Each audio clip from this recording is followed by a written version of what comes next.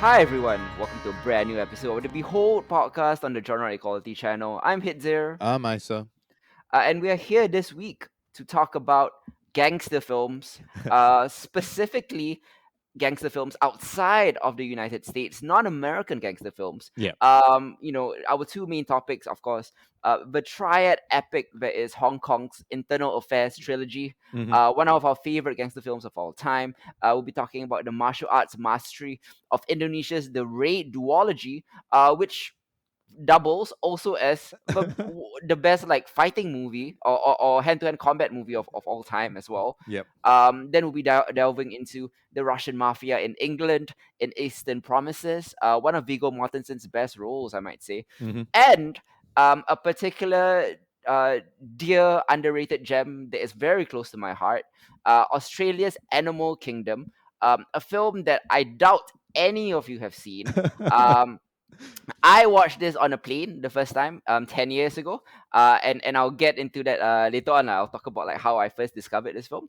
Okay. But these films, I wanted to like kind of we wanted to prove that these diverse films from all around the world, Asia, Europe, and Australia and etc., uh, proves that America may have invented the genre of gangster films. Mm. It is clearly their invention, and I don't take that away from them. And America clearly has some of the best gangster films of all time, Yeah. but it does not hold a monopoly on the genre it invented.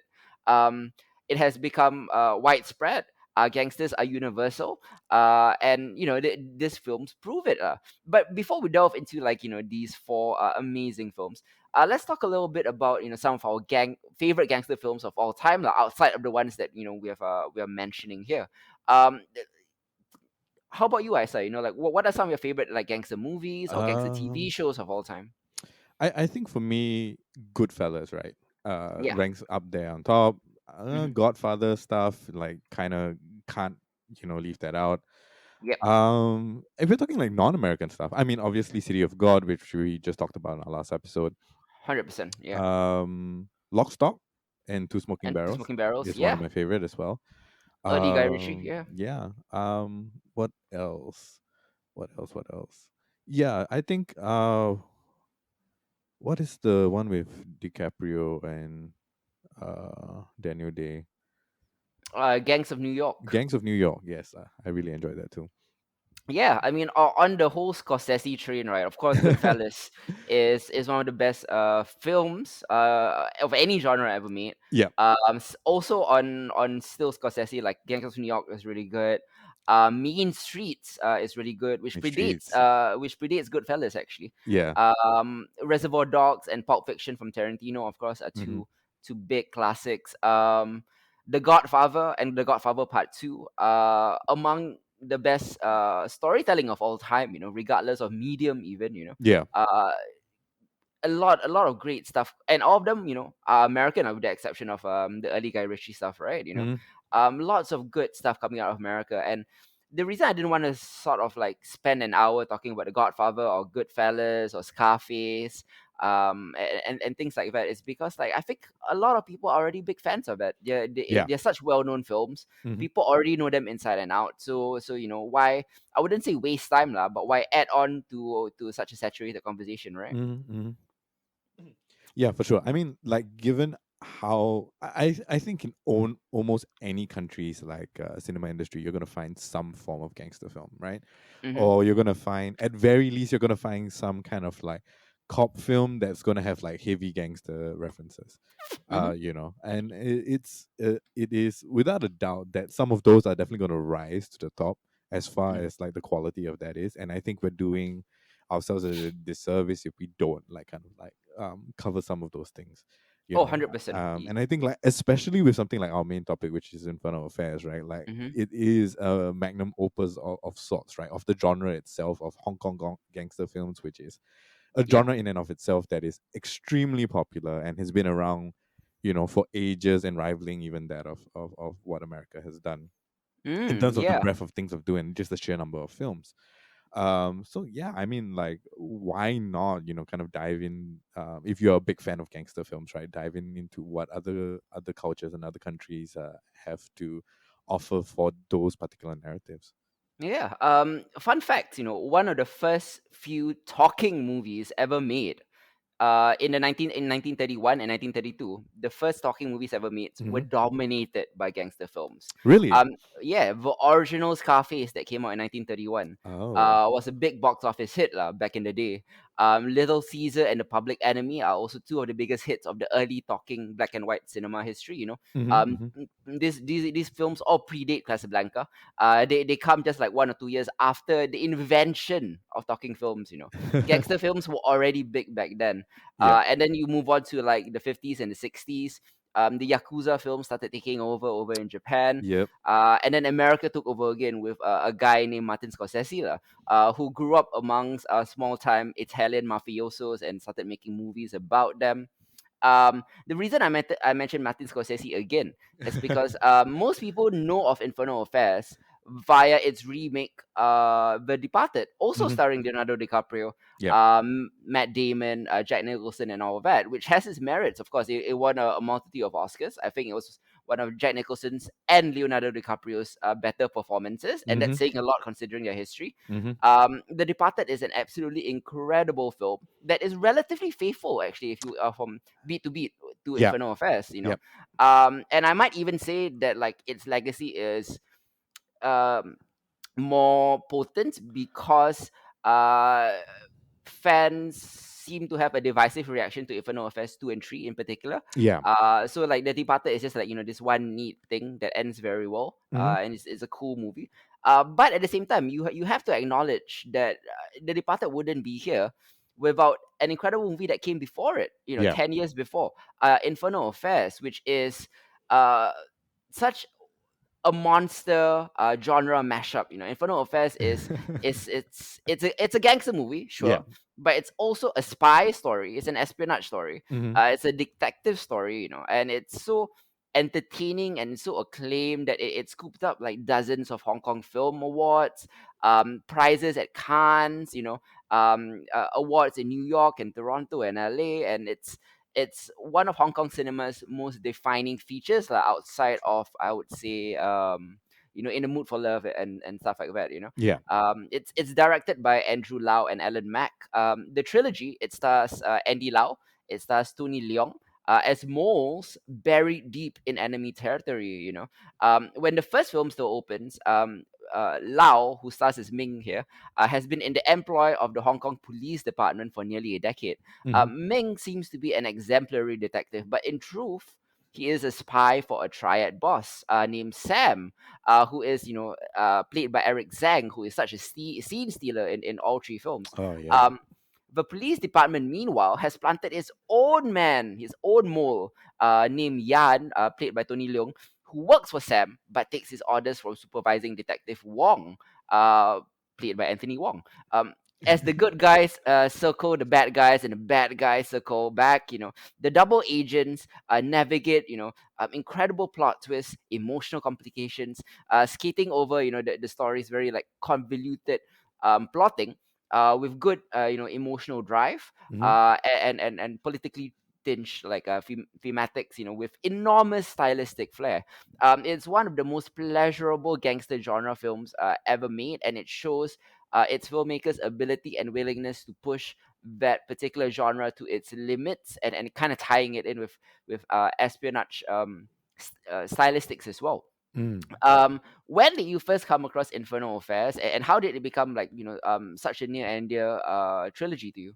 Infernal Affairs, I think, was one of the films that I watched in the cinemas, right? Like, so growing up, a lot of my childhood consisted of watching a lot of Cantonese films, like a lot of Hong Kong films.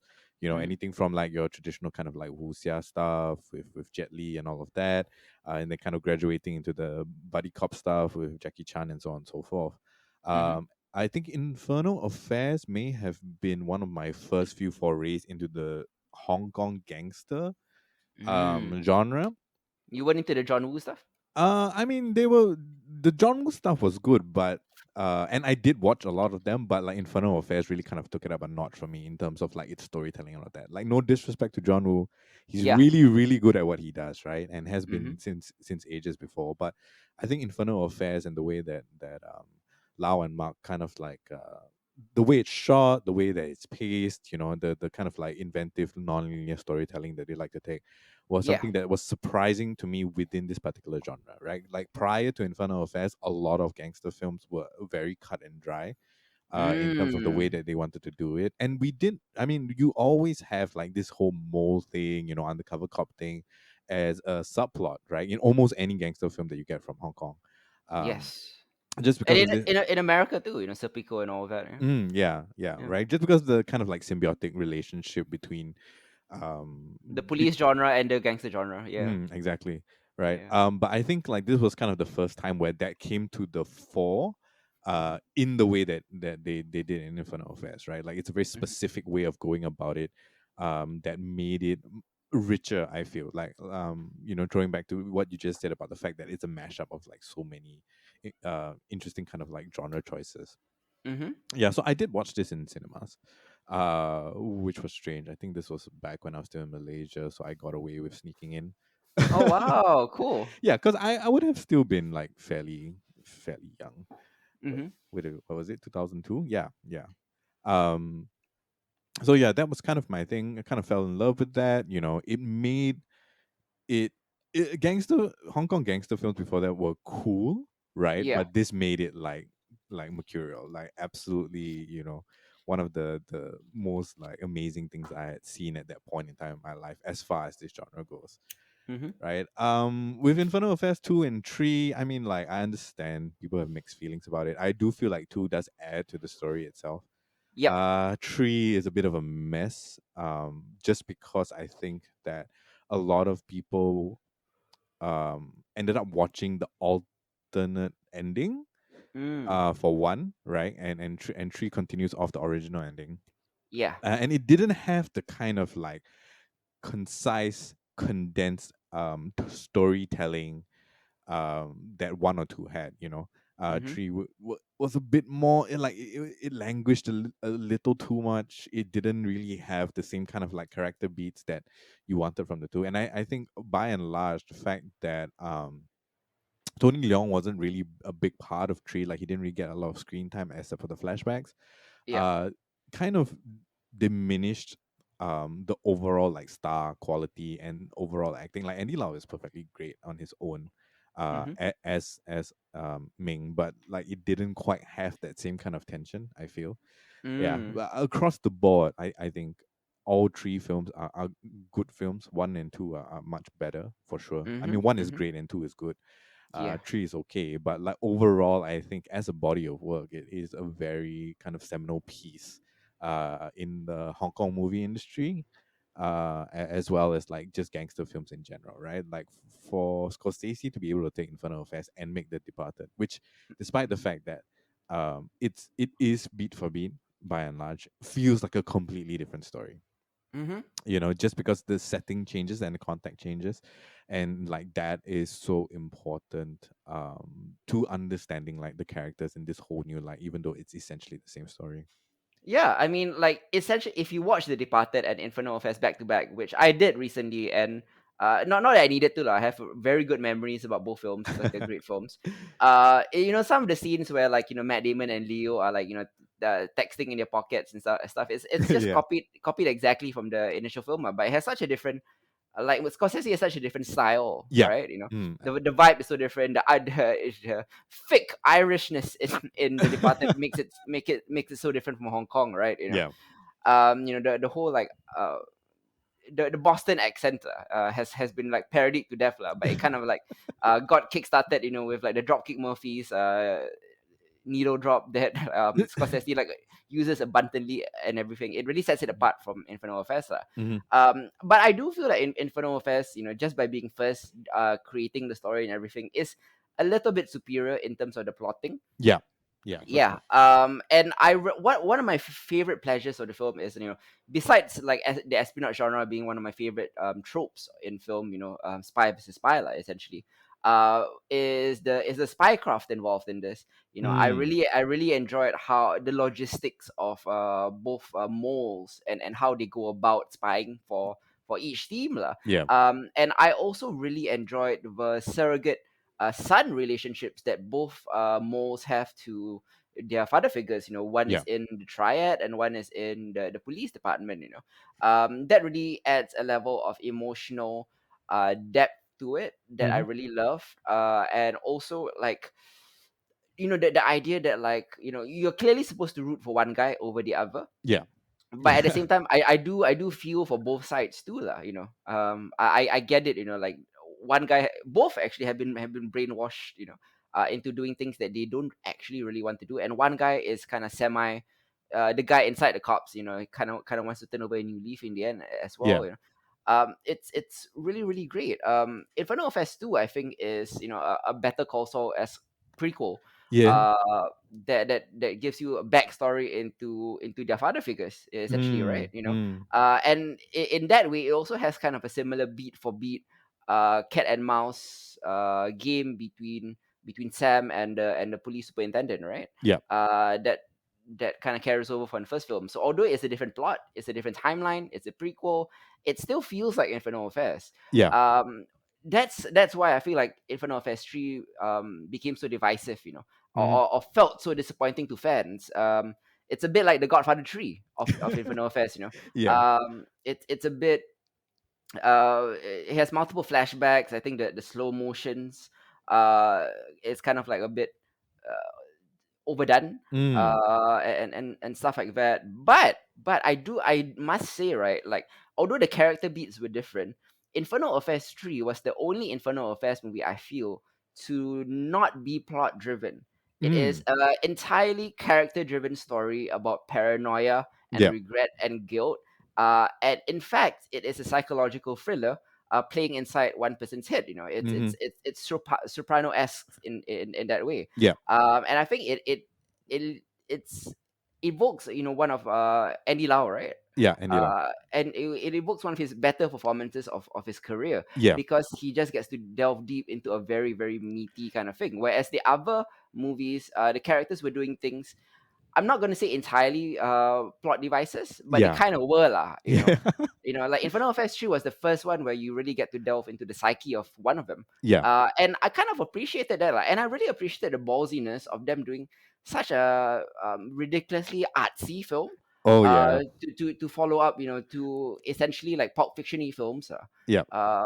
And because, like, I kind of admired the ballsiness of it, I think watching it as an adult now recently, I have come to appreciate Affairs 3 more. Mm-hmm. I don't know about you. How has your opinion changed on Infernal Affairs 3? It definitely has, right? Like I do have a better appreciation for Lau's performance this time, rewatching this time round.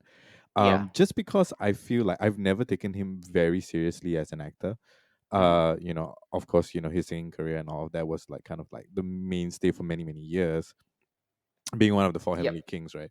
And Tony Leung to me is a superior actor, right? So I think the first time round when I watched Infernal Affairs 3, I was a bit more in the camp, oh, I kind of wish we delved more into Ming's story instead of Yan's story. Yeah. But um the turning point for me where I was utterly convinced is when he has that like superior Spider-Man moment where he kind of like assumes the identity of Ming, like where he kind of Yes. like has that, how would you that the yeah, he subsumes Ming's identity right Yeah, he into almost his becomes own. possessed by the idea. The guilt has driven him to want to become a good person, and Yeah. and he takes after Ming. Yeah. And I think that moment, watching that kind of like, especially the initial sequence, right, where when you kind of see like that whole scene with the lights and the camera panning and all of that, like I'm just like, okay, you know what, like this is really good. Mm-hmm. This was a turn that I don't think I had the maturity as far as like cinema watching goes to appreciate when I first watched it. Mm. And having seen how the treatment changed for the characters in Departed, having read Superior Spider-Man, right? Like this whole Mm-hmm. idea of like the assumption of someone else's consciousness, right, because of your own emotional turmoil was actually very well done. Yeah. Yeah, so it's definitely the most artsy of the three for sure, Mm-hmm. right? And despite the fact that fans didn't necessarily think that it fit, it's still good, you know. Yeah, I It's I I just think different. it adds like a great epilogue to the whole story lah. One of the minor complaints I have about Infernal Affairs 1 and 2, which I ideally loved, is it's sort of like the lack of depth of the characters. Not to say Yeah, that they are poorly written, but it is entirely plot driven lah, and I think it's yeah, fair to say that. yeah. And I think fans kind of wanted more of that plotting, the grand intrigue, the criminal politics, the triple crosses, the quadruple crosses, and the stories of the two men are quite personal, Yeah. with each other and with their father figures and with their love interests and all of that. But they do things to further the plot. And in Final Fantasy 3, it felt like entirely like, what is this guy going through? He's only doing things. There's a level of autonomy to the character lah. That I really really enjoyed, and Mm. I the artsiness of it, I same similar to you lah. Like watching it in 2020, I watched rewatched the trilogy last year. I watched it in 2020. My reaction to Infernal Affairs 3 was so different from when I watched it like in 99 or 2003 or whenever it was, like, Yeah. like late 90s, early 2000s, when I was a kid. Yeah, and it's I think maturity has a lot to do with appreciating Infernal Affairs 3. Yeah. I'm not trying to say it's as good as the first one or two, but I do feel like there is more merit to it than I initially thought lah. Yeah. Agreed. Definitely changed my mind this time round. Mm-hmm. Um, yeah, I think it was such, like you said, it's such a bold move, and it's very interesting that they decided to go in that direction. Yeah. Just because like it's so easy, they could have taken the exact same thing that they did in three, Mm-hmm. and just tacked on more plot to it, tacked on more kind of like tension to that. But what we never got in the first two, and I think is something that I appreciate more, is that we actually get some kind of wrap up, right? Mm-hmm. For at least one of the particular stories. I think one of the biggest kind of like tragedies is that we never ever get to experience Tony Leung's kind of like internal struggle as Ming in the first film. Yes. Yeah. That's a big like is a big thing for me. And I think like Sean Yue was competent as a young Yen, right? Yeah, okay. Like since you're on that, right? What do you think about like the two actors? Edison Chen was the other one, right? Yeah. Who played the younger versions of both characters in Infernal Affairs 2. Yeah. Like, did you enjoy their performances? I didn't mind them so much because two isn't about them, right? Yep. Two isn't about them at all. Like Eric Sang as Sam is such an amazing character, He's right? almost a star, right? Yeah. Yeah, he's essentially the star. Like I think it's a toss up between him and Karina Lau, who absolutely steals every scene that she's in. Yeah. Yeah. And I really really enjoyed that kind of like to and fro, especially what's the Mm-hmm. actor who played Nai? How is Francis Ng? Francis Mm. Ng is absolutely terrifying in the film, Yeah. in the second one. So I feel like it's okay. They did an okay job. Like they did their job as far as like the young versions of these guys go. I mean, Mm-hmm. Edison Chen and Sean Rhea will have never kind of like reached the same kind of heights, right, of Yeah. acting prowess as Andy Lau or Tony Leung for sure. Yep. Yep. But it was sufficient, and Mm-hmm. I didn't mind it, because I understood that Eric Zhang and Francis Ng and Karina Lau were like the real stars of that show. Oh yeah, 100%. Like they're not nearly as good as Andy Lau and Tony Leung, but they did an okay job where my suspension of disbelief wasn't taken away. Yeah, agreed. The first film is nearly perfect in every way in terms of the plotting, the double Mm, crosses, the spycraft logistics, your emotional engagement, twists that you just never see coming. And Infernal Affairs 2, I think, while there is a bit of diminishing returns, yeah. following Sam and the police superintendent is also very fun, and you get to see, like, the interactions and the politics of low level mob bosses, like mid level mob bosses, high Yeah. levels. How do you climb that ladder, and how do you create the well, I mean, not to quote Littlefinger, like, create the chaos that you need to climb that ladder, Yeah. and Sam is just so good at playing, that game, Mm, the political game, the double crossing, the triple crossing, but at the same time, he also has a level of vulnerability to him, with his family and everything, that I really really enjoyed. yeah. He is one of the better, like, anti-heroes I've seen in Hong Kong cinema, where I almost sort of like, through sheer force of charisma, of the actor's performance, I Yeah. was like rooting for him over the cops. Yeah, I mean, he has like this. It gets established. I feel in that scene in the very beginning scene of the second film, actually, right? Like where Their they're sitting relationship, down. right? Yeah, where they're sitting down in the interrogation room, and Sam's just eating, and all Yeah. of that, which is of course a throwback Hmm. to an earlier scene in the first film.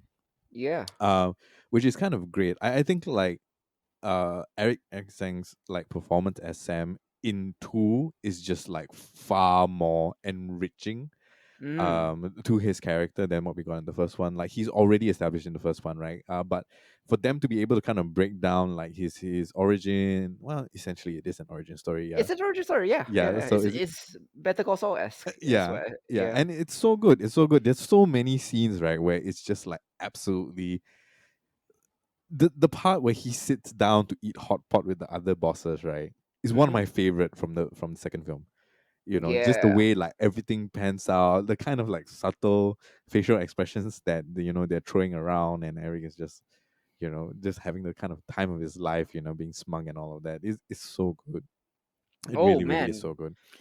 I would even go as far as to say like Eric Sang's performance in two is probably the best performance in all three films. I agree, definitely, Yeah. hands down. Like in like I as much as I love Tony Leung and Andy Lau, right? For all the things that they have done, like Eric Chang just like kind of steals the show, and then a close second for me is Karina Lau. Yeah. Um, Yeah. yeah, everybody else just kind of takes a back seat, and I'm not really sure what it is exactly. Is it the fact that they actually got a lot more screen time? Overall, obviously Eric Chang gets the most amount of screen time across like Mm-hmm. the three movies. Karina Lau only the second one, and a bit of like flashback for the third one. But I don't know, it's because like he gets the most amount of screen time, and therefore his character becomes the most interesting. Mm-hmm. And for like Andy Lau's character, like you only really get that in the third film. Yes. In the end, right? Like Infernal Affairs is probably the definitive Hong Kong gangster film. Yeah, for sure. The Hong Kong gangster genre is its own thing. It's become its own monster, right? And there is nothing out there better than Infernal Affairs, the Infernal Affairs trilogy, in terms of that genre. And like if you enjoyed The Departed, and I know a lot of you have seen The Departed, it's a very popular film. I think you're doing yourself a disservice if you don't see the source material to it, Mm, because in many ways it is superior to The Departed. I'm not saying that Departed didn't improve on certain aspects, but I'm yeah. saying like overall, like I think Infernal Affairs is better than The Departed, which is no diss to The Departed, as I said, like it's a great film, Hmm. with great performances. But Infernal Affairs is like has that edge to it, has a cultural, I think, uh the delving into like the Hong Kong gangster Yeah. culture Is the is cultural more interesting. the Yeah. specificity of it is Yeah. extremely charming. Hmm. And I think what is because Scorsese has, I mean, Scorsese has his own style, right? Hmm. Like to see the story in a style that's not Scorsese's, like Hmm. I think Lau and Mark established a very unique kind of cinematographic, like visual style over the three Hmm. films, right? That is very unique to Infernal Affairs. Um, Yeah. that you're not gonna Actually, find anywhere else. Wong Kar-wai's cinematographer Christopher Doyle actually served as the cinematographer for the Infernal Affairs film, which gives it that unique Hong Kong look. You know what Yep, I mean? yep, When you think of Hong Kong, right, you're thinking of Christopher Doyle's lensing. Like this is the guy that you're thinking of. Yeah. yeah. When I went to Hong Kong, like I went to Hong Kong for like a Mew show, like in like the mid 2015 or some shit. Hmm. Like I saw Hong Kong, like my eyes were like glazed over with Wong Kar Wai and Infernal Affairs lens. It's like ooh, this is where all that happens. Yeah, yeah. It Yeah, is a very. very specific look. Yeah, that inhabits like your mind when you have watched enough kind of like Hong Kong films. Mm-hmm, mm-hmm. Definitely, man. One of the best gangster films of all time. It's a triple bill. All three of these films, it's a double agent buffet. With quadruple crosses up the wazoo.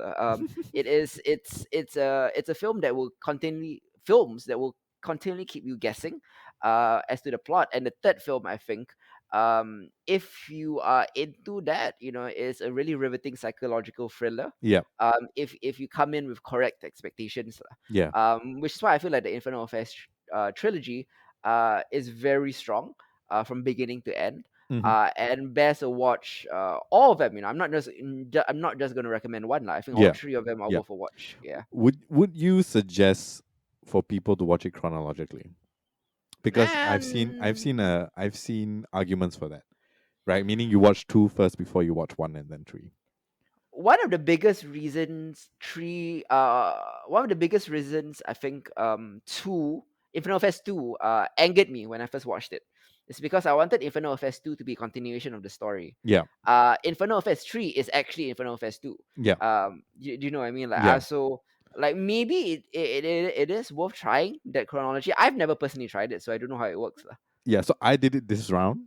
Yeah, okay. Um it definitely evokes kind of like a different feeling, right? Because I'm not a stranger to this, but I don't know if you should Mm.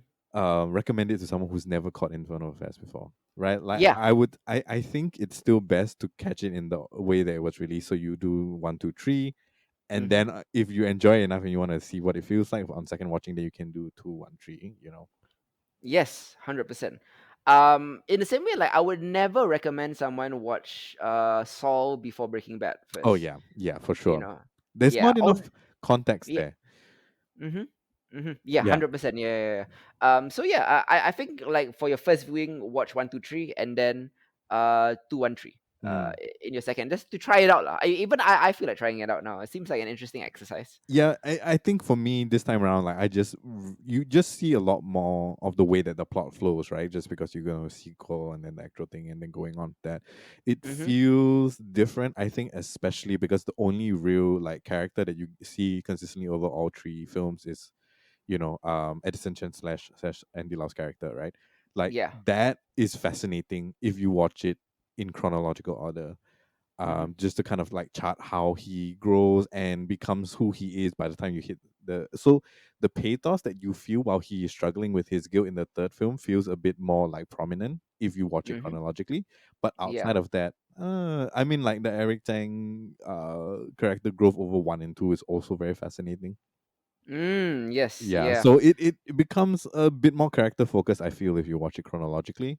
Mm-hmm. For these two characters in particular. Yeah, 100%. Agree with that all the way. Infernal Affairs, highly, highly recommend that you watch it if you like The Departed.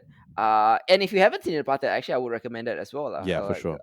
I would include that in the Infernal Affairs quadrology. It's the Infernal Affairs 4, Boston. You know. Boston. Yeah. Let's move on to a different part of Asia. In fact, our side of Asia. Hmm. Let's go to Indonesia, where we'll be talking about the Raid duology, which is technically a gangster film because it's about gangsters. But the Raid 1, subtitled The Raid Redemption, is primarily best known as the greatest fighting martial arts movie of all time. Yeah. It is this hyper energetic Indonesian martial arts movie directed by Gareth Evans that I think, when it came out, delivers an effective, like, rebuke to Hollywood style action. You know, Mm. the shaky cam, the Yeah. 12 cuts to show Liam Neeson climbing over a fence, that kind of thing. Like, they're hiding things, via quick cuts and shaky cam. Yeah. Uh, eh, in American films.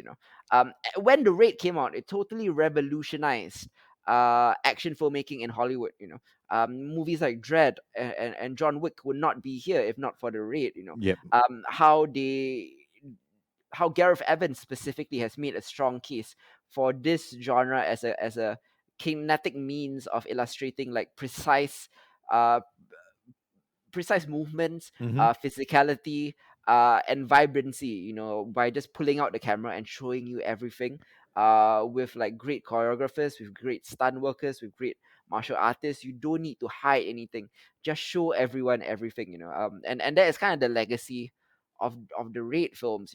Specifically the Raid One, lah, which is just a very nice self-contained story Yeah. about essentially a SWAT team breaking into an apartment complex that is run by a gang, and they have to move up the levels to the boss like a video game.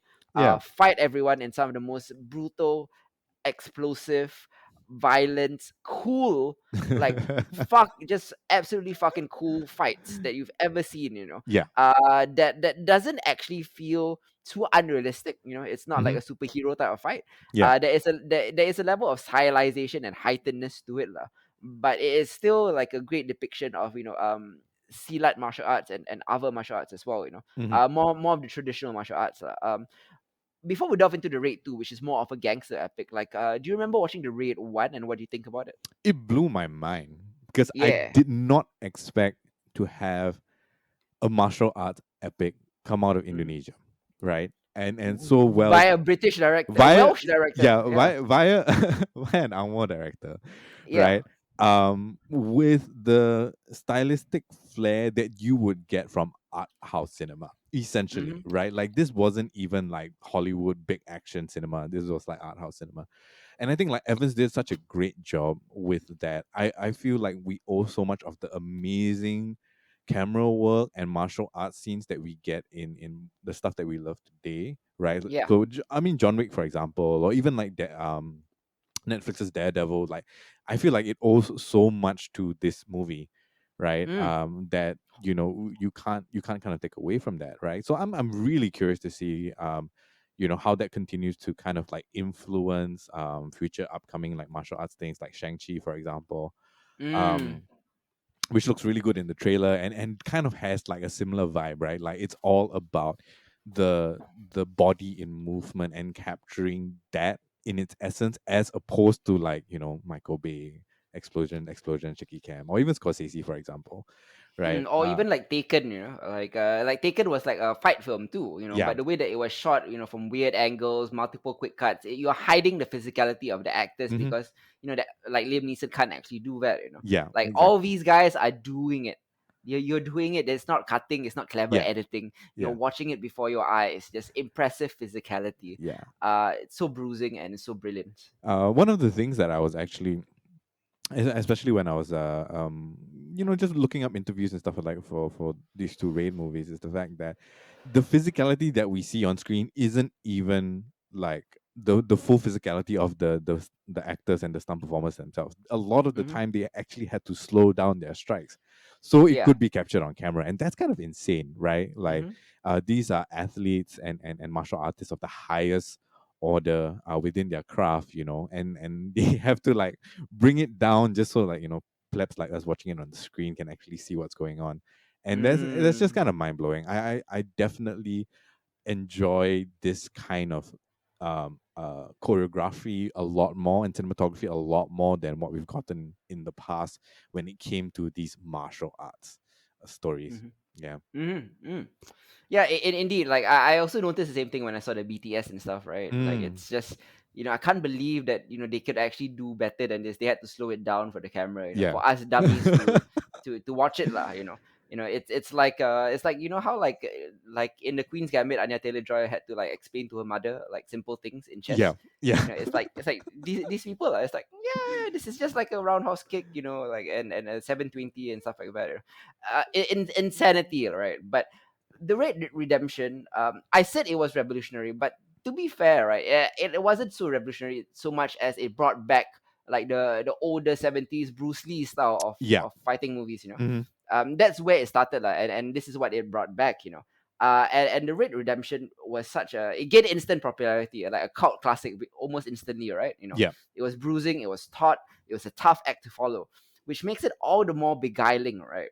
That its sequel, the Raid 2 Barandal, is actually grander and superior in every conceivable way. Yeah. Um, the Raid 1 was a simple fight story that involved gangsters. Hmm. The Raid 2, okay, number one, they without even getting to the gangsters, right? The fight scenes actually got better. Oh man. It was more brutal, it was longer, and it was more complexly choreographed. Yeah. Number two, the story became grander too. Hmm. The Raid 2 is an entirely classical gangster epic. In fact, the Raid 2 actually owes a lot to Infernal Affairs, the Yep. whole the whole undercover story actually, Yeah. and it contains I mean, clearly its finale and like third act is not at all similar to Infernal Affairs, Hmm. because you have like Rama just Yeah. fucking kicking ass in a warehouse, but it's it's a feat that raises the bar for modern action filmmaking. It's also a feat that raises the bar for gangster filmmaking, because it Yeah. shows that gangster films don't have to be a particular certain style. Mm-hmm. You can do the undercover story, you can do the spy story, but you can wrap it up in different flavors, right? And in this case, the flavor is the flourish is the fights. Yeah. And the Raid 2 is just so much better in every way, because the story gives you a greater insight and emotional depth into all of his characters. The army of thugs are no longer Mm. just like, I mean, okay, like there are a lot of like faceless like jobbers who just get beat up, Yeah. but there's so many like larger than life villains. There is like baseball bat boy and hammer girl, and like the guy with the sickle. Oh man. Yeah.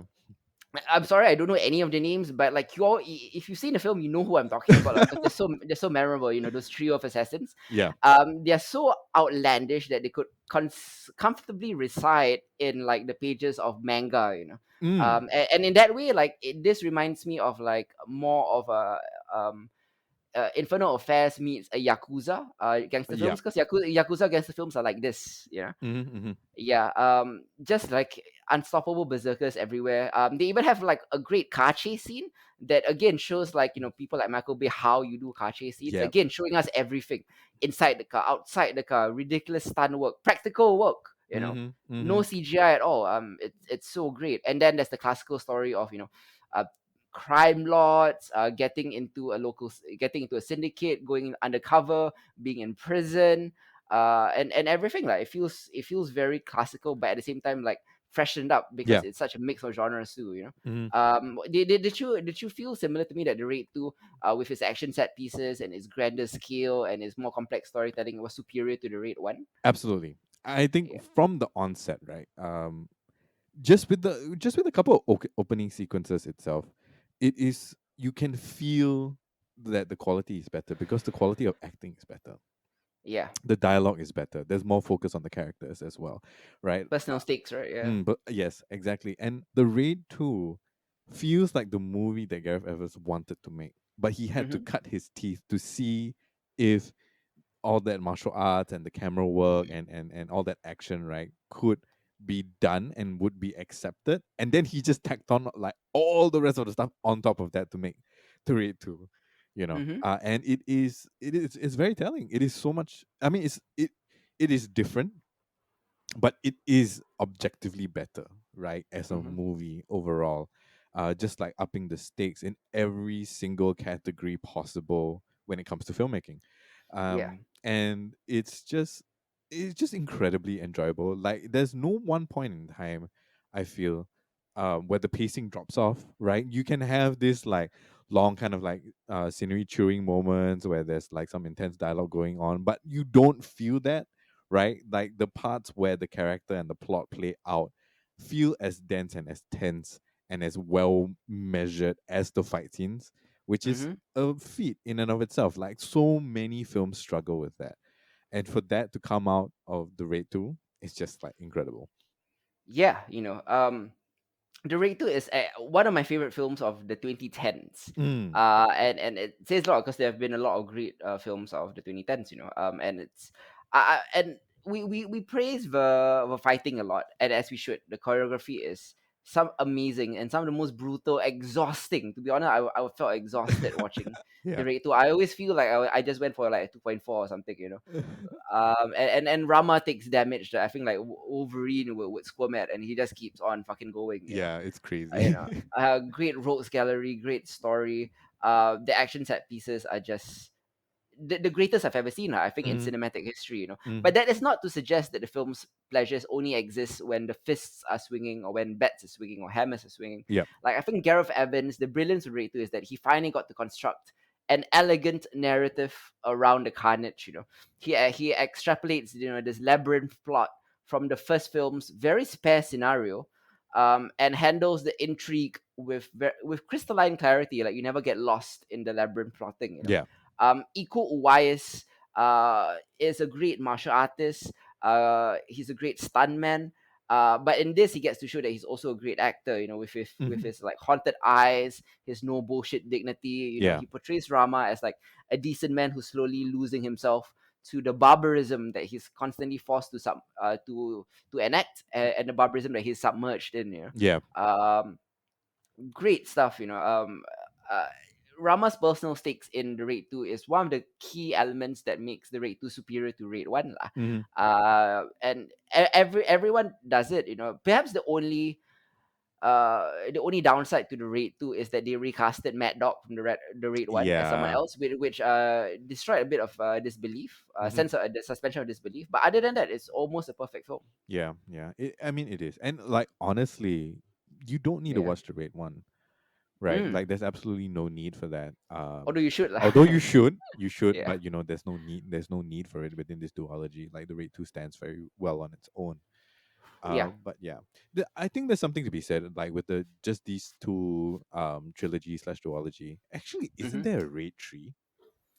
No, there isn't a Raid 3. At least not yet. Okay, right. Because I remember reading something about it. But anyways, like with Infernal Affairs and with the Raid, the Hmm. two films from the Raid, I found something very interesting in my own kind of like personal viewing experiences. Right, like 90% of the stuff that we talk about and we review on genre and on Behold is in English language speaking stuff. Yep. And for some reason, I think it's because specifically Infernal Affairs is in Canto, which I kind of grew up listening to and Hmm. watching a lot of Canto films, and the fact that the Raid is in Bahasa Indonesia. Yeah. Um, there was something extremely comforting about hearing those things, and you, at the same time, you also understand that there are nuances within the language and expression of that language in both Mm. of these films that you don't get with English language films, right? Yeah. And it added an extra dimension for me personally, Mm. just in terms of the enjoyment of it all. It was both comforting and at the same time very rich, just because like Mm. these are things that I haven't been, keeping up with or watching with enough frequency to Yeah. to to feel kind of like numb to, right? Whereas like Mm. everything else is in English at this point in time. Yeah. And for those to be applied to gangster films, right? Like there Mm. is there is there are certain things in the way that especially when they curse, right? Or they Mm. use like specific nomenclature to the gangster world, to gangsterism, that is just like so eclectic, and I kind of like love it Mm. because it comes with a degree of like spite, Mm. and the threat of violence that is not something that you're gonna get from an English gangster film, for example. But we can like kind of discuss that a bit more, I think, in both the two upcoming topics Yeah, as yeah, well. definitely. Yeah. I first noticed in the Raid 1, like one of the opening scenes, like because I watched it and rewatched it on Netflix, so the subtitles were there, right? Mm. Um, like a character scolding another character, like anjing, like a translation, direct translation would be, you dog, which just doesn't come across. Nope. So Yeah. the translation was like you fucker, Yeah. which I think okay lah, like it translates the intention well enough, But it's but it's not. just, it's not really, Yeah, right? it's not really, right? Yeah, Like some of the things, like in Infernal Affairs, right? Some of the things that they say are absolutely like filthy, right? yeah. It being Hong Kong at all, right? But it's still delivered in that kind of like Cantonese that has his Mm, own cadence, has his own kind of poetry with him, but is absolutely filthy. And mm, the subtitles never capture that yeah. in the fullness of what they're trying to convey, which is kind of insane. Yeah, yeah. If you've ever been to Hong Kong, the Cantonese language is one of the most, like, no offense to y'all, but it's like a very aggressive language, Yeah. like super aggressive, and like it doesn't come across in the English subtitles, Yeah. the intonations and everything, and the nuances of what they mean, but yeah, yeah, like the Raid is just such this opulent symphony of violence, Hmm.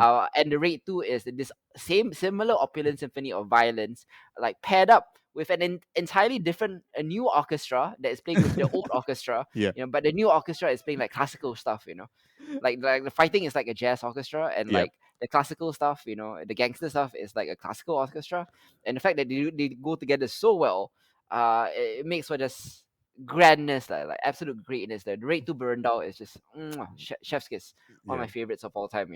Let's move on to, we said it was an English language film, but to be honest, Eastern Um, Promises is half Russian language, yeah. mostly Russian actually. Mostly Russian. Yes. Although it's set in London, it is directed by famed body horror auteur David Cronenberg. The last thing I would ever have expected from David Cronenberg is to do a gangster film. You know, the guy who did The Fly, you know, and Mm. other like sci-fi body horror. And it's written by a guy called Stephen Knight, who at that point when this film was released in 2007 was a nobody. But Yep. after Eastern Promises, Stephen Knight you may have heard of his show, Peaky Blinders, which is probably like the biggest gangster like TV show of all time lah. Yeah. At At this least for point in time. current at Hmm. this point in time, you know. So Eastern Promises like was a revitalization of David Cronenberg and Viggo Mortensen, and the rise to fame of Stephen Knight. You know, it follows a mysterious and charismatic Russian-born uh, gangster named Nikolai Luzhin, who pretends that he is the driver for one of London's most notorious organized crime families from Eastern Europe. You know, the family is part of the Vori Zakone, criminal brotherhood, and it's just an riveting deep dive into a different type of gangster culture, the Russian mafia type of gangster culture, you Yep. know, which is different from Italian mafiosos and different from Yakuza and triads. They have their own code of honor, they have their own rituals, they have their own style. And that's interesting to watch here. But I think what makes Eastern Promises a bit more, say, psychologically intriguing Hmm. than the Raid or Infernal Affairs films. Like, this is apples or oranges. I'm not saying one is better than the other, lah. But Yeah. I'm saying like the USP of Eastern Promises is like it's a more psychological deep dive into the moral cost, the cost in your soul of violence, you know, Hmm. and what it is to live inside a world where you transgress all the time, you know, Yeah. like what is the line you draw, and where should it be, you know, when you've done so much evil, you know, like where do you stop? Where do you begin? It's great lah. When did you first see Eastern Promises, and what do you think of it at the first time? You know, because I haven't rewatched the movie in almost 10 years, Yeah. and the only thing I remember of Eastern Promises was the opening scene where a guy in a barbershop gets his cut slit, where his throat gets slit open, Uh-huh. which is classic Cronenberg body Yeah. horror Yeah.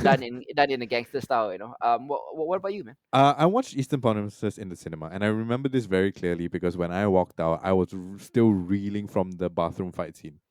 Yeah, Right, like I mean, like in true Cronenberg style, and maybe I think probably one of the most visceral fight scenes that he's ever done in totality.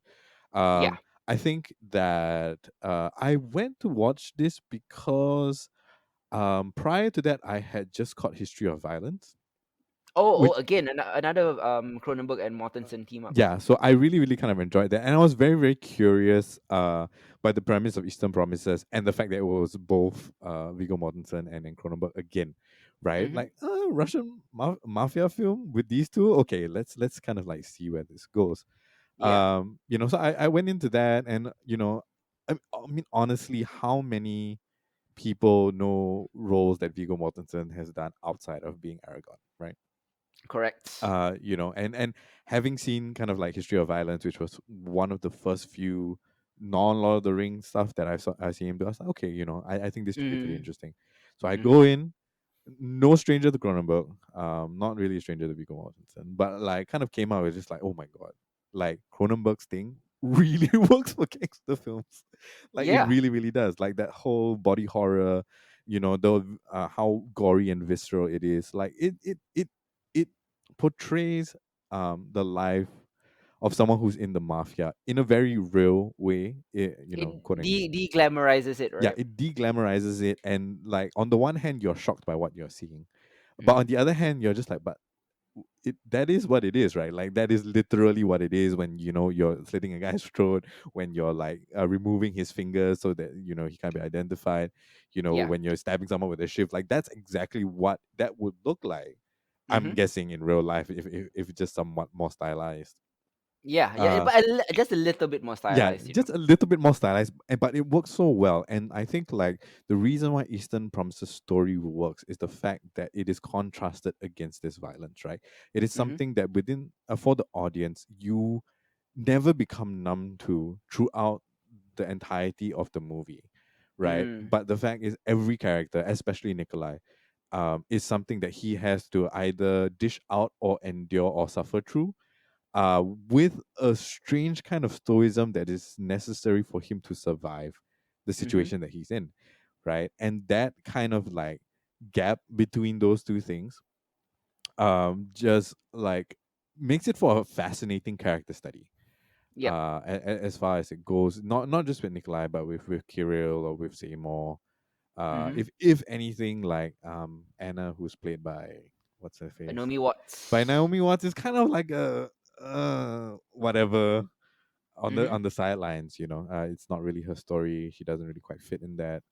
Mm. And upon rewatching this recently, I still don't really understand Mm-hmm. what the point of her there uh being is. Mm. But yeah, I mean, like, it's just kind of like interesting to see how Cronenberg has taken something that is so iconic to his style and Mm-hmm. made it work for something that I didn't expect him to do. Yeah, Yeah. yeah. Really like agree 100% with everything. Viggo Mortensen has a long and storied career. Of course, best known as Aragorn, as you mentioned. I 100% believed in this film that he was Russian. Yeah. Absolutely. Like 100%, he was so immersive in his role Yeah. that I believed he was Nikolai. Like it's rare for me to see, and like Aragorn, it's when a character plays someone as distinctive as like an Aragon or a Harry Potter or Spider Man or something like that, Yeah. right? You always think of them as that. But this role was so like transformative that I didn't see Aragon at all, Hmm. and it's hard to do lah when you're Viggo Mortensen and you're known as Aragon, Yeah.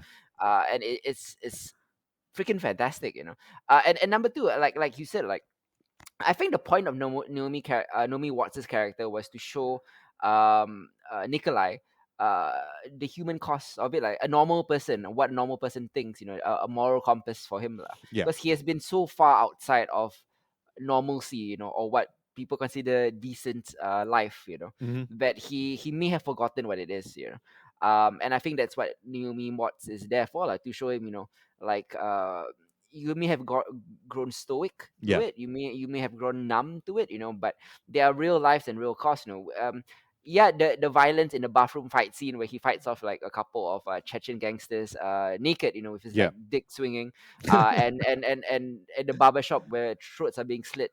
They are very visceral, realistic instances of just the ugliness of this type of violence. Like there's no like big band swing music Nope. playing behind it like in Scorsese films. There is no like, I would say okay lah, like the raid is more brutal, but it's just so cool in how Yeah. it's being done that you lose the morality of it. Uh-huh. And in similar to Infernal Affairs, like the deaths and all are like, oh, what a cool twist, but you don't actually feel the moral and ethical cost of it, these are what gangsters do. They murder, they run prostitution, they run human trafficking, Hmm. and it's the the cost of it, like the human cost of it, is so overwhelmingly dark and Mm. brutal, especially when you delve into the stories of like the prostitutes being trafficked, right, which Yeah. is pretty much the main catalyst for Eastern Promises plot. That it just feels so ugly that you can't glamorize this world, like, Yeah. and nor should you, and Eastern Promises came at a specific time, which I think the Sopranos sort of kick-started it, like the deglamorization of the gangster, Yeah. I vividly remember like watching the Sopranos, that one of the first things that struck out to me is that the Sopranos was entirely a deconstruction of the genre, deaths were ugly, deaths were difficult, deaths were brutal, and they never ever felt cool, Yeah. and that's what I loved about Eastern Promises, like just the ugliness of it, the unwillingness to throw a polish and a shine and a sheen on this hidden underworld that has been so glamorized by so many gangster films. I Hmm. think Cronenberg is more interested in telling stories about think stories about the characters who live in this world and what it must feel for them, Yeah. and what it must cost them, like it costs them their soul, it costs them their humanity, how numb and stoic they must become to not only survive but thrive in this world, um and in even like smaller things, like Semyon is the kid, right? Is the son, right? Oh no, that's Kirill. Samuel Kirill. is the father. Yeah. I'm sorry, yeah, yeah. Like with Kirill, for example, he's the standard, like like in every gangster movie, there's like the fucking like the prince, the Yeah. prince gangster who's just such a little bitch, But then like in the end, you end up feeling for him also, because like he doesn't even really want to be here. He can't even embrace his own sexuality, because it'll get him killed, it'll get Yeah. him disowned, So it's great. Like I like the little like wrinkles that each character has, and I like the more psychological aspect to this lah. It is visceral. The story is good, Mm, but mostly it's a very character driven psychological story lah. yeah, yeah. I mean, speaking Yeah. of Kiro, right? Vincent Cassel just has that face. Mm. You know, like it's unfortunate that every time I see his face, I'm just like, okay, bad guy. Mm. So it's fascinating here, especially as Kiro, where he kind of like breaks down, right? Like at the beginning, he's like this, everything you expect from a wayward, like kind of like prince who can't get anything right, and all the trimmings that come with that. So Yeah. his performance, especially towards the third act of the movie, when everything kind of like comes to a fall, and things start breaking down, and he becomes emotional, and then he starts questioning his own Mm. moral quandaries within this world that he's basically been born into, is Yeah. fantastic. Very, very Yeah. honestly, like the scene by the river with the baby, damn, like that Mm. was really, really good on his side. And I mean, he is a great actor overall, but it's so easy because of the kind of roles that he's played over the years, for Mm. him to be kind of typecasted that you often kind of forget that he has a very wide range as an actor as Yeah. well. Yeah, yeah. Like Westworld season 3 casted Vincent Cassel as Vincent Cassel's Stipe, Yeah. like probably the script from like Jonathan Nolan was like, you're playing a Vincent Cassel type. It's like, okay, I can do that. Sure. Yeah, Sure. yeah. I mean, in most anything like Black Swan, whatever you want to name that he's been in, right? It's always like a variation of the character he's always played, and it's Mm. nice to see moments when that stereotype is broken. Cronenberg gives him more, Yeah, he definitely does. Cronenberg said in an interview which I read like in the lead up to this podcast, he said that like I realized that I'm not interested in the mechanics of the mob, but he's interested in criminality, Yeah. the people who live in a state of perpetual transgression. That is interesting, and it's interesting to me as well. Um, what the director Cronenberg and writer Stephen Knight do here is not unfold the plot, but I think like unfold the skin of a hidden world. Their story puts characters at perpetual moral tests. To see like what level of evil are you? Are you willing to cross this line? Are you willing to cross that line? And they live in such a hermetically sealed world where their own code of honor and values are so different from Naomi Watts' world, which is our world, like Yeah. the normal world. Like, what happens when a cocoon is breached, via an emotional connection with Naomi Watts, Hmm. yeah, that's good stuff, man. I think like one of like more Cronenberg's more under-regarded films, Mm. considering he's done so many like iconic movies, right? Like Yeah. the Eastern Promises, I think belongs up there with the best of his filmography. Yeah. Definitely. And just because it's something that's so different, but Mm, works so well. yeah. Yeah. Yeah, fantastic film. Eastern Promises, great deep dive into uh, the Russian mafia world. And if you've only seen like a more caricature version of it, like say in Arrow, this is a good way for you to get into it, lah. Finally, I want to talk about something like a very small film that I've loved for so long, ever since like I went to Vegas in 2012, I believe. Yeah. And I watched Animal Kingdom, which did not come to Singapore cinemas. I realized I watched Mm. Animal Kingdom on a plane, randomly. Yeah. Um, I even like mistakenly clicked it because Animal Kingdom was next to a different Animal Kingdom. I wanted to watch a literal Net Geo documentary about animals. So like I clicked Animal Kingdom, and then like I was just so hypnotized by it that I kept watching to the end, and then I was blown away. It's like, where did this film come from? Like, I recognized the actors in it. I had seen Memento at the time, so I knew who fuck, I forgot his name. The Memento guy lah, was in it. Yeah. So like I was like, how have I never heard of this? And how is like no one I know have ever heard of it too? And then recently the Animal Kingdom TV show came out, and then whenever I talk about Animal Kingdom, people always like think of that. I'm like, I'm just so disappointed. Oh So I'm man. here to talk about the original Animal Kingdom, an Australian film from 2010, that is just an absolutely distinctive, ominous, hypnotic work of cinema, Hmm. and one of the best Australian films I've ever seen. Guy Pearce is his name. Oh my god! Okay, I finally got it. Sorry. um, Animal Kingdom tells the story of a 17-year-old kid named Jay. As he navigates, his survival amidst this explosive criminal family that he's born into, and also follows Guy Pearce, who plays a detective who thinks he can save him. Mm. What's interesting about Animal Kingdom is that it is based on a real life true story of an Australian crime family, an Australian mob family, lah, which I found um it blew my mind. It's like City of God, right? Like I did not realize that this is based on a real thing. So it was written by a guy called David Michaud, and the script was inspired by real ripped from the headline events that involved the Pettingill criminal family over in Melbourne, Australia. And upon reading stories about the Pettingill criminal family, I realized that most of the scenes in Animal Kingdom were essentially like kind of almost reenactments Yeah. of real stuff that happens, which adds a level of realness to Animal Kingdom that most gangster films don't have.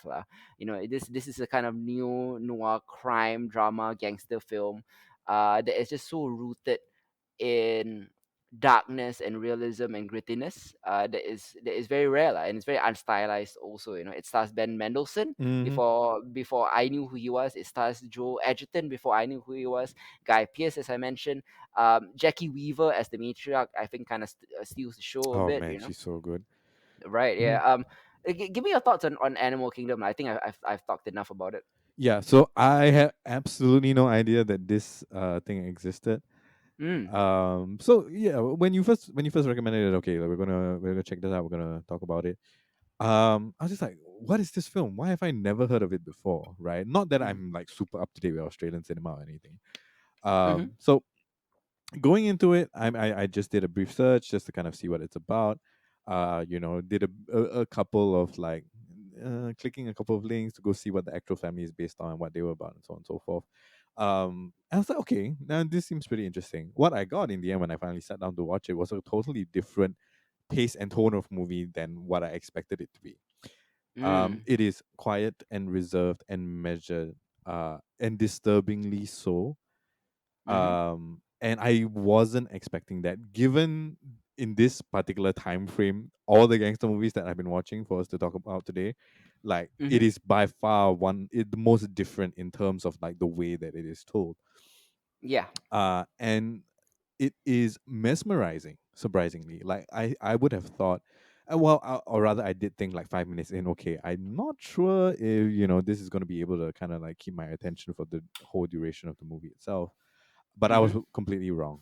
There is something unnerving and constantly tensioned about the way that it unfolds. Mm-hmm. Especially I think in the beginning when they're doing the kind of like the world building, they tell you just enough to hint at the criminal element in this particular family, but they never show you any of it. Yeah. And then as we go along, we still don't see much of it, but they talk about it, right? And then you see how the talk affects the actions of people involved in that conversation, right? And then that slowly cascades into the third act and all the action that takes place in that. And I think Yeah. it's such a smart way to kind of go about it, right? Like you keep the reader hooked just because you snag them at the beginning with this, just like, oh, okay, how is this like gangster in any way, Mm-hmm. right? But then you tease that this is the behind the scenes, right? This is the day to day slice of life of the criminal. Yes. And Yeah. then you slowly work in the details of that without ever showing it, and you Mm-hmm. only show the action as consequence for Mm-hmm. their criminal acts. And that's like it's brilliant. It I was absolutely taken by how it unfolded. um over the, what was it, like slightly less than 2 hours, Yeah. An that hour 40 about. yeah. And I was just like, wow, like that's really masterful storytelling.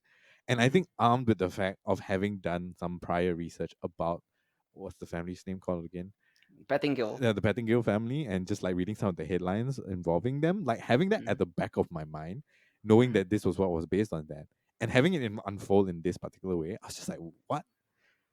So I mean, I feel like I've been saying it a lot for stuff that we're reviewing on Behold, but Mm-hmm. like I was taken by surprise. I really did not expect it to be as engaging as it turned out to be after my first 5 minutes. Yeah. Yeah, it's this like the Godfather, right, was this like dark rites of passage story, right, that mixes in like Shakespearean drama, Mm. and in a way Animal Kingdom is similar to that, but it is so much more low key, so much more artful, Yeah. so much more contemplative. There is no level of coolness I mean, Animal Kingdom at all. It strips away cool. Yeah. You know, um, even more so than Eastern Promises, because Eastern Promises did have a level of cool, like Viggo Mortensen, and it's in the end still fucking cool, Yeah. with the shades and his trench coat and everything. But this is just like almost like, as its title implies, like a Darwinian Mm. survival of the fittest case study, Yeah. or survival of the shrewdest, like in this case, a group portrait of a ruthless predator family in the underworld of Melbourne, a country that is not known for crime families or gangsters. Yeah. It is a gritty, gut churning crime thriller that is based on a true story, and I think its greatness lies in its unwavering fidelity to its understanding of human nature, Mm-hmm. and how it's tied into the almost primal laws of the wild, as you mentioned, as I mentioned, the survival of the fittest, right? Yeah.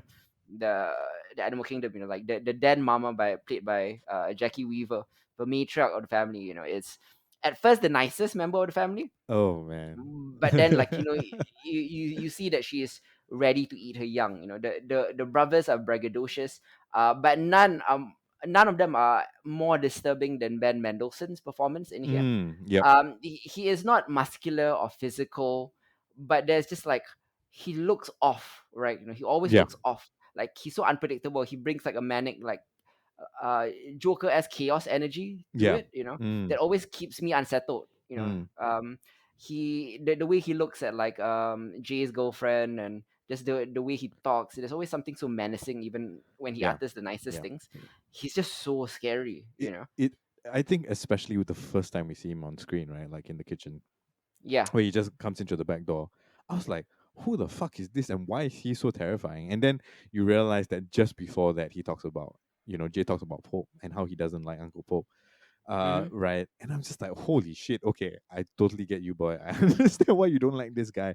Because Yeah. for that like 30 seconds where he doesn't say a damn thing and they're Mm-hmm. just staring at each other on the kitchen amidst all the glass on the floor, it's Mm-hmm. absolutely unnerving. And Yeah. he manages to carry that throughout every single interaction with anybody for the rest of the movie, which is crazy. Yeah, Pope is such a great villain in the story also, but it's also a story about the rise of Jay lah, Mm. and about, like, he's conflicted. Does he want to be in this, or does he not? And if he is in this, he's going to have to be the most ruthless of them all lah. Mm. And it's such a great contemplative drama with a high startlement quotient, Yeah. and I feel like the naturalistic style that David Michaud employs not only adds to the sense of dread, but the naturalistic style also adds to the sense of shock when violence does happen, because Mm. violence is unlike the other gangster movies that we've seen. Violence in real life is not common. Yeah. Violence happens like a car crash. It's just suddenly, and it happens without reason, and it happens in a way that, like, absolutely shocks you and numbs you. Mm. And in this movie, there are 3 or 4 instances of violence that just took me off guard. Just because of its naturalistic style. Yeah. When it happens, it's just like, whoa, what the fuck? Yeah. Yeah. The the first instance of violence is like the key turning point of the movie, right? Like in the car with the cops. Yep. Yeah, like that absolutely was just like, where in the world did that come from? Right? Because prior to that, you don't get any of that. Like you get the sense that things might get violent. You get the threat of it, like kind of just hovering over the movie itself. But Mm-hmm. until that point, with how sudden it is and how bloody it is, and the fact that it is dealt and left to linger in your mind while everything else carries on is Mm-hmm. mad. Like that the kind of psychological impact, the way that they frame violence in this film is um it's pretty terrifying, right? But Mm-hmm. because it's set against the tonality, this very even kind of tonality Yeah. of the everyday and of Mm-hmm. normality, Mm-hmm. right? Like that contrast is horrifying, I think. But it's Mm-hmm. extremely engaging as you try to feel or Jay tries to feel his way through these two very extreme things. Exactly. I actually really enjoyed the performance of Jay. It's such a difficult character to pull off because he's stoic. He's a bit of a cipher, Yeah, you know. yeah. But I could always sense the confusion and the moral uncertainty in him, and it's crafted through like this very like in fact this entire movie is a densely textured moral universe Hmm. that makes good use of the metaphor in its title, you know. And in this case, you know, the animals are willing to eat each other. They're willing to Mm. eat their young. The performances are skilled almost all around. Yep. It is a great exploration of like the down and dirty side of humanity. You know, that is just, you know, the greed, the suspicion, the betrayal. You know, and it's portrayed with such brisk efficiency because it doesn't waste time on any unnecessary backstory. Yeah. It just plops you in. I love that you said like slice of life earlier because like if not for the instances of violence, it would have fit into like a previous episode of ours. You know, Yeah. Yeah. like It it's it just totally so, would. yeah, yeah, and the turns happen with such a brutal speed, and I guess that is a slice of life for what a gangster is like, you know. Mm. Yeah, Mm. Yeah. yeah, like these violent acts. If you are a gangster living in real life, you know, you go about your daily life, suddenly you get shot. It's supposed to be shocking, like it's not supposed to be cool, you know. Yeah. Yeah, it's brilliant. Like it's brutally unsentimental. Mm. And yeah, it's I wonder if there's a slice of life anime about a gangster. I need to do research about this. I feel oh like there yeah, might. that is not the way of the house husband. That is not the way of the house husband, even though like still. I don't know if you caught up with the recent, like they just released a bunch of chapters. Oh, not yet. Yeah, it's getting quite funny. It really, I mean, it was funny to begin with, but it's getting quite absurd rather. Hmm. But yeah, Animal Kingdom. I think, I think one last thought for me. Okay. Guy Pearce's delivery of the Animal Kingdom metaphor for which the show is named after, and Yeah. the way that it plays out is Mm-hmm. absolutely spot on. Right, the Mm-hmm. delivery of that line, or those lines rather, and the way that it functions visually and action wise within the film is just like solid stuff. I love it when the movies can pull something like that off. I agree, you know. And just the really quiet way in the end when Jay asserts his dominance in the family, Oh, insane. just via a hug to a woman that, you know, tried to have him killed. Yeah. And his grandmother somewhere. It's just brilliant, like, and it just shows like how brutal the world of gangsters are. You Yeah. know, it just it does conform to our primordial laws of the wild, just Hmm. in just in a very different way. Yeah, so these are like some of the best gangster films from all around the world. Perhaps one day we'll get into, you know, the famous ones that come out of America. But like I said, I'm in no hurry to get to that because, you know, they are already so famous. You know, Yeah. like what can we say about the Godfather or Goodfellas that hasn't already been said, right? Hmm. You know. Hmm. Yeah, so yeah, this is why we thought take some time to shout out like Infernal Affairs, which is big over in Asia but not big elsewhere. Yeah. Animal Kingdom, I guarantee you, like no one who's listening to this right now has heard of it. Eastern Promises, one of the Cronenberg's most underrated films, you know, and of course the duology, lah, which is a cult classic, but by no means a mainstream blockbuster at all, you know.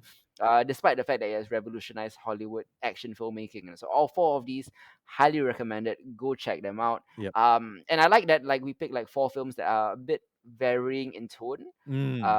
and styles, despite the fact that I think all four films involved undercover people, All which four is just films. so. Jay was, you know, Oh going well, yeah. was going to testify to, and I don't want to spoil Eastern Promises, so I'm not gonna Yeah. I'm not gonna give away that. But yeah, yeah. But it just goes to show like the whole undercover trope is so, and it's a part of the genre lah. Yeah, for sure, for sure. I mean, like earlier today, I was just Yeah, thinking about like where do you kind of draw the line between what's a cop film and what's a gangster film, right? who the protagonist is lah. Yeah, and I think for what we have here in particular, I think Infernal Affairs is the one where it's a bit the most gray. Yeah.